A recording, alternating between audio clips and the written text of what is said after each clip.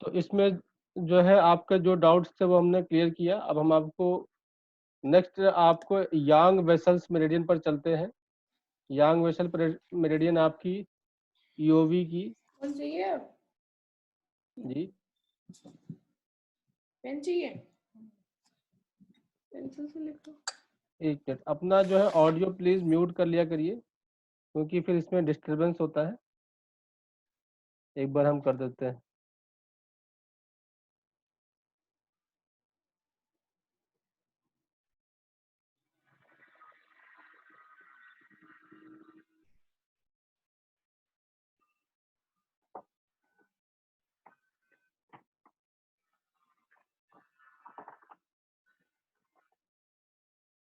जिसके पास भी बुक है वो अपना यांग वेसल्स मेरिडियन खोल लेंगे, जिसमें गवर्निंग यांग वेसल मेरिडियन थी आपकी।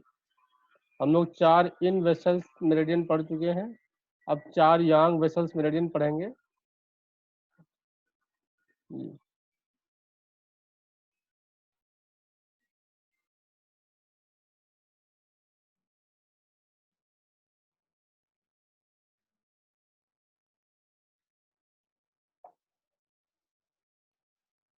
ये है आपका governing vessel. Governing vessel are do move, जिसको हम लोग यांग नियंत्रक मेरिडियंस या यांग कंट्रोलर मेरिडियन कहते हैं। गवर्निंग वेसल जैसा कि हम लोगों ने लेवल 1 में पढ़ा था, जो कि हमारी टेल बोन से स्टार्ट होती है। टेल बोन से स्टार्ट होकर के आपके स्पाइन से होते हुए, स्पाइन के सेंटर से होते हुए और नेक से होते हुए और ये पीछे का ऑक्सीपिटल रीजन से होते हुए आपकी ये जीवी मेरिडियन इस तरीके से सेंटर से होते हुए, फोरहेड से होते हुए, नोज से होते हुए, लिप्स के ऊपर आके खत्म होती है आपकी। तो ये इसका आपका पाथवे है। तो जिसके लिए आपका हम ट्रीटमेंट जो है स्पाइन से रिलेटेड किसी प्रॉब्लम में ट्रीटमेंट कर सकते हैं। स्पाइन के अलावा सियाटिका की कोई प्रॉब्लम है उसमें भी हम लोग ट्रीटमेंट कर सकते हैं।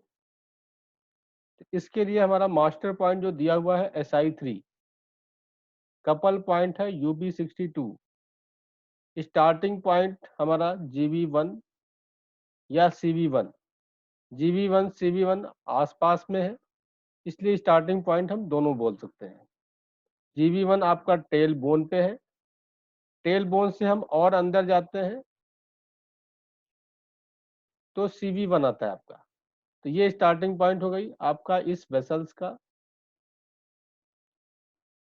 और हमने आपको बताया था लेवल 1 में गवर्निंग वेसल पर पढ़ाते हुए कि जितने भी हमारे यांग ऑर्गन्स, जैसे आपका large intestine, small intestine, triple warmer, stomach, UB और गार्बेडर, ये 6 की 6 यांग मेरिडियंस को कंट्रोल करता है गवर्निंग वेसल।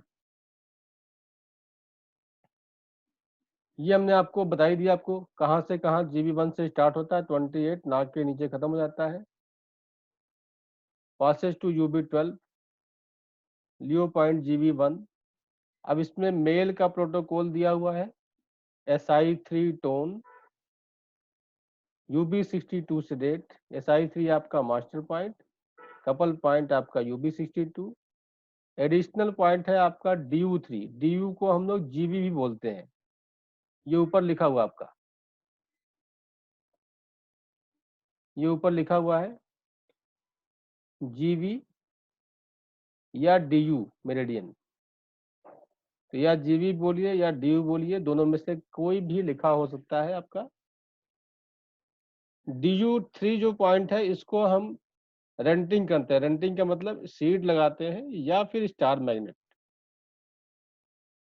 इसके बाद आपका K3 पॉइंट है, इसको हम लोग टोनिफाई करते हैं। UB23 पॉइंट, इसको भी टोनिफाई करते हैं। ये जितने भी एडिशनल पॉइंट हैं हम दोनों साइड में करते हैं। SI फीमेल में सेम पॉइंट है, केवल जो मास्टर पॉइंट है वो राइट में हो जाएगा, कपल पॉइंट लेफ्ट में। इसमें जो एडिशनल पॉइंट है आपका LU7 लेफ्ट और K6 राइट। और DO3 आपका लेफ्ट एंड राइट। तो अब ये प्रोटोकॉल्स आपका बैक में, बैक पेन, किसी भी तरह की प्रॉब्लम बैक की हो, इन सारी की सारी प्रॉब्लम को ठीक करता है, पूरा सर्वाइकल से लेकर के नीचे लोअर बैक तक कोई भी प्रॉब्लम।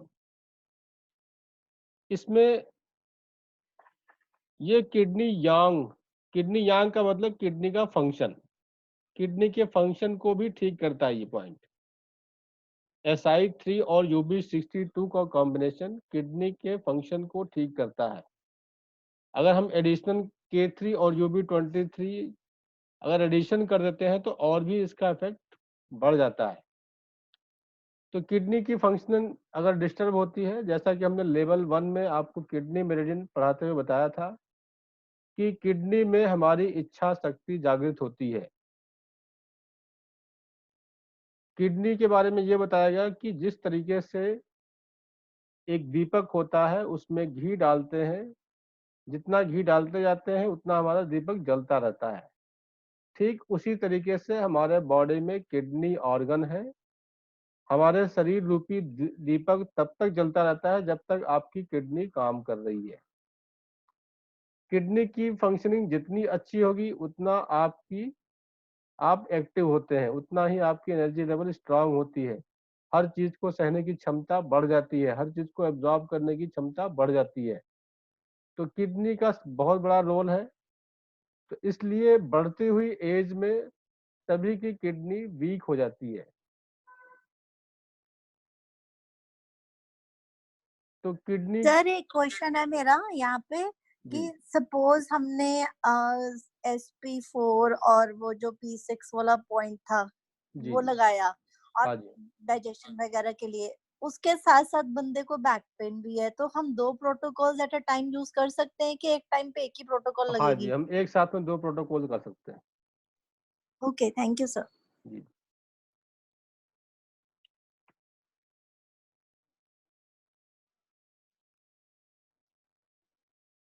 तो इस तरीके से हम SI3 UB62 किडनी के फंक्शन को ठीक करता है, किडनी को एक्टिवेट करता है। किडनी के लिए कहा गया है कि किडनी कभी एक्सेस नहीं होती है, उसके अंदर एनर्जी कभी भी एक्सेस नहीं होती है, ऑलवेज डिफिशिएंट होता है। तो एज बढ़ने के साथ एनर्जी कम होगी, बढ़ेगी नहीं। तो बढ़ती हुई एज में जितनी भी प्रॉब्लम्स आती हैं उन सभी का ट्रीटमेंट इन 2 पॉइंट्स पे करते हैं, साथ में एडिशनल पॉइंट। तो बढ़ती हुई एज में क्या क्या प्रॉब्लम आती है? एक तो हमारी जो है मूवमेंट कम हो जाती है, हमारी एनर्जी लेवल कम हो जाती है, हमारी धीरे धीरे इच्छाएं कम होती जाती हैं, जो मिला पहन लिया, जो मिला खा लिया, नहीं मिला तो भी कोई बात नहीं, इस तरह की चीज़ें हमारे सामने दिखने लगती हैं। और फिर लोग कहने लगते हैं कि तो अब बुढ़े हो गए। तो इसके अलावा प्रॉब्लम्स क्या क्या आती है? बोन्स वीक हो जाते हैं एज बढ़ने के साथ साथ, उसके लिए भी किडनी जिम्मेदार है। एज बढ़ने के साथ साथ हम आगे की तरफ झुक जाते हैं, हर आदमी तो नहीं झुकता है, कुछ लोग आगे की तरफ झुक के चलते हैं, उनकी भी यानी कि किडनी की फंक्शनिंग वीक है। जो तन के चलते हैं वो समझिए उनकी किडनी जो है स्ट्रांग है, जो ज्यादा तन के चलते हैं वो तो फिर कुछ और भी स्ट्रांग है उनका। तो तन के चलने का मतलब कि आप एक्टिव होके चल रहे हैं तो आपकी किडनी स्ट्रांग है, किडनी की फंक्शनिंग ठीक है आपकी। तो बोन्स वीक हो जाए, बोन मेरो वीक हो जाए, उसकी वजह से हमें ठंडक ज़्यादा महसूस होती है, या कोई भी मौसम चेंज होता है तो उसका इफेक्ट हमारे बॉडी पे तुरंत पड़ता है, चाहे ठंडी बढ़ी तो, गर्मी बढ़ी तो। जिनके किडनी की डिफिशियंसी होती है उनके पैर ठंडे होते हैं, ठंड के मौसम में कितनी भी रजाइयाँ डाल दीजिए, पैर ठंडे के ठंडे ही रहते हैं, घुटने ठंडे होते हैं, कमर ठंडी हो सकती है, कमर की जो लोअर स्पाइन है अगर आप टच करेंगे तो वो भी ठंडे होते हैं। तो इस तरह के सिम्टम्स आते हैं हमारी जब किडनी की फंक्शनिंग वीक हो जाती है, यानी कि किडनी यांग की डिफिशियंसी बोलेंगे इसको। अपनी लैंग्वेज में, अपनी थेरेपी की लैंग्वेज में किडनी यांग डिफिशियंसी बोलेंगे। किडनी यांग डिफिशियंसी का मतलब किडनी का फंक्शन वीक होना। इसी तरह से किसी भी ऑर्गन की यांग डिफिशियंसी, स्प्लीन की यांग डिफिशियंसी बोलते हैं तो स्प्लीन की फंक्शनिंग वीक है। लीवर की यांग डिफिशियंसी बोलेंगे तो लीवर की फंक्शनिंग वीक है। इसी तरह से किसी भी ऑर्गन की यांग डिफिशियंसी अगर कहीं पर बुक में लिखा हुआ है तो इसका मतलब कि उस ऑर्गन की फंक्शनिंग वीक है। और किसी भी ऑर्गन की इनडिफिशियंसी लिखा है तो यानी कि इनका मतलब स्ट्रक्चर में प्रॉब्लम है। जैसे किडनी इनडिफिशियंसी लिखा हुआ है तो यानी कि किडनी के स्ट्रक्चर में कोई प्रॉब्लम हो रही है, स्ट्रक्चर डैमेज हो रहा है, श्रिंक हो रहा है या इनलार्ज हो रहा है, कोई भी कंडीशन हो सकती है, तो वो हमारा स्ट्रक्चर बताएगा। तो अभी हम लोग यहाँ पे किडनी यांग की बात कर रहे हैं। तो अपने शरीर में बुढ़ापा ना आए उसके लिए हमें किडनी यांग को टोनिफाई करते रहना पड़ता है, ताकि हमारी एनर्जी लेवल, हमारी स्ट्रेंथ, हमारे बोन्स, बोन मेरो ये इम्प्रूव हो, ये ठीक हो। और जोड़ों के दर्द होते हैं एज बढ़ने के साथ, घुटने में दर्द, कभी कोहनी में दर्द, कभी कंधे में दर्द, कभी कहीं कभी कहीं। तो एज बढ़ने के साथ हमारे बॉडी पार्ट्स के जो भी बोन्स वीक होंगे वहां पर आपका किडनी यांग डिफिशियंसी का इफेक्ट ज़्यादा होगा, वहां पर पेन ज़्यादा महसूस करेंगे आप। तो इस तरीके से आपको इस तरह की कोई भी प्रॉब्लम आती है तो हम ट्रीटमेंट देंगे SI3 मेल में लेफ्ट में और फीमेल में राइट में, और कपल पॉइंट अपोजिट हैंड में। DU3 आपका एडिशनल पॉइंट मेल और फीमेल में कॉमन है, और मेल में जो एडिशनल पॉइंट है K3 और UB23 टोन, फीमेल में LU7 tone left, K6 right sedate. अब इसमें देखिए EOB के 2 प्रोटोकॉल एक साथ एडिशन किया गया है फीमेल में, जैसा कि आपका क्वेश्चन था। तो यहाँ से भी क्लियर हो रहा है कि हम 2 या 3 प्रोटोकॉल एक साथ जरूरत पड़ने पर लगा सकते हैं। सर इसमें जैसे अगर हाई बीपी हो तो यही ट्रीटमेंट चलेगा, अगर नॉर्मल और लो हो तो तब ये अपने रिवर्स ये करना है, राइट? ये जो ट्रीटमेंट इसमें लिखा हुआ है ये नॉर्मल वाले केस में, या तो नॉर्मल केस में या लो कंडीशन में।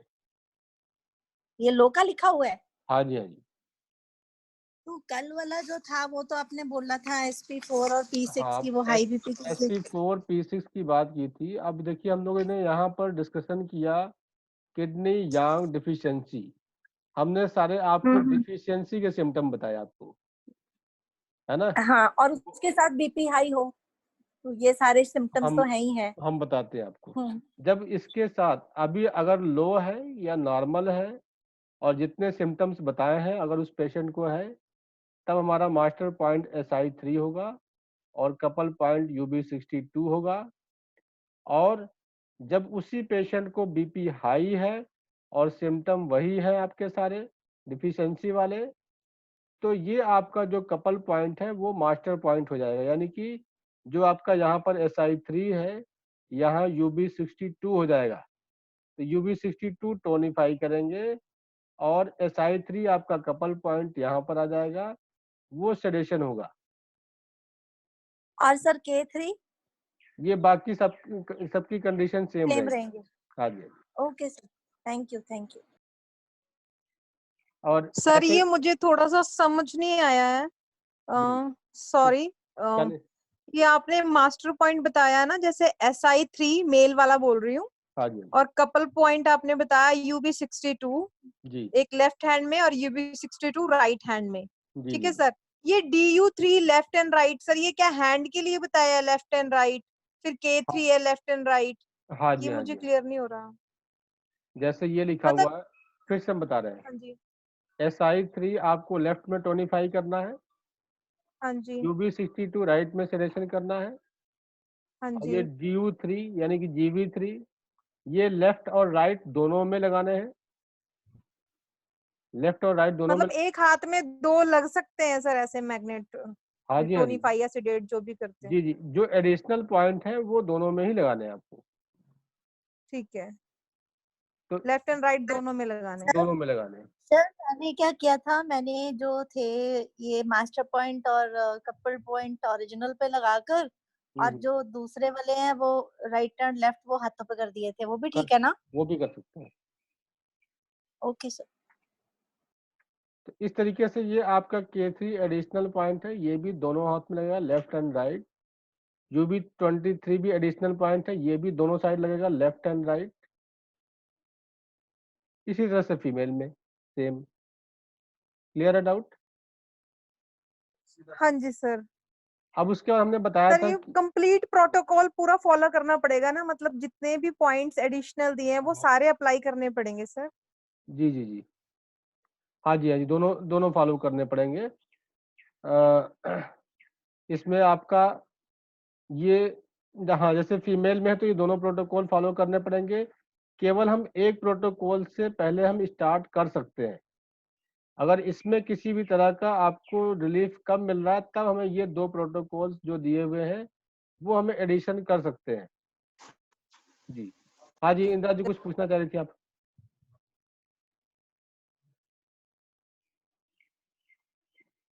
इंदिरा जी आपका हैंड रेस था, कुछ पूछना चाह रही थी आप? सर नमस्कार, ये जो हाँ जी, हाँ जी। इसमें सिडेट है, टोन है, DU3 में दोनों लिखे हुए हैं। DU3 ये टोन सेडेट का सिंबल नहीं है, ये आपका जो है रेंटिंग का सिम्टम है। रेंटिंग का मतलब इसको बैलेंस करना। ओके ओके ओके, इस पे ठीक हम है ठीक है सीड ठीक है, लगाएंगे थैंक यू, या स्टार लगाएंगे। ठीक है, थैंक यू। जी, और फिर हमने लो बीपी और हाई बीपी की कंडीशन हम बता रहे थे।